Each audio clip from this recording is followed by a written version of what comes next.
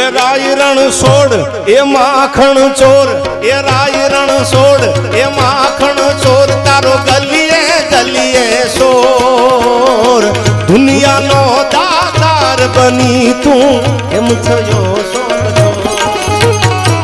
ડાકોર ના ઠાકોર, એ મારા ડાકોર ના ઠાકોર. ડાકોર નો ઠાકોર એટલા માટે કીધું કેતાભાઈ, જ્યારે ભગવાન કૃષ્ણ પરમાત્મા બોડાણાના ગાડે બેહીને દ્વારકાથી ડાકોર જતા